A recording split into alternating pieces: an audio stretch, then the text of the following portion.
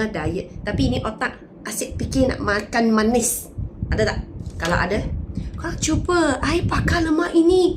You tahu, so ramai kawan-kawan berjaya cut manis, cut gula, cut craving manis selepas minum dia.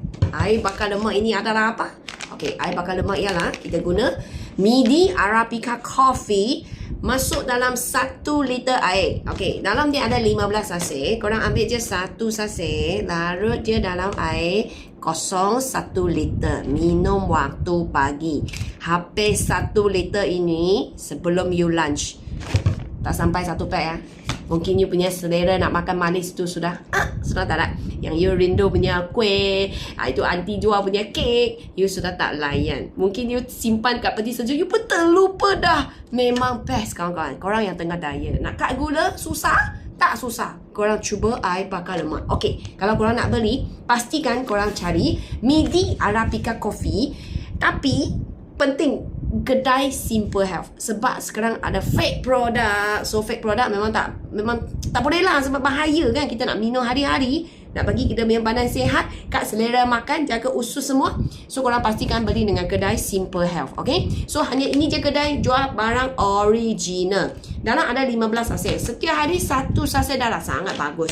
1 liter 1 sachet, minum waktu pagi. Habis ini waktu pagi, and then petang after lunch korang minum lagi 1 liter air kosong. Serius, kalau korang betul-betul nak cut manis 2026 tahun ini, mesti mau berjaya kasih badan kemas, badan cantik, perut tak mau buncit lagi, tak mau craving lagi, cuba air bakar lemak ini yang dah berkesan. Dah ramai kawan-kawan cuba. Rasa dia bukan manis sebab kita dah nak cut manis, takkan nak manis lagi kan. Langsung dia tak ada pemanis, tak ada tambahan gula, tak ada susu, tak ada creamer. So 1 sachet baru 10 kalori sahaja. So bila minum dia masa dia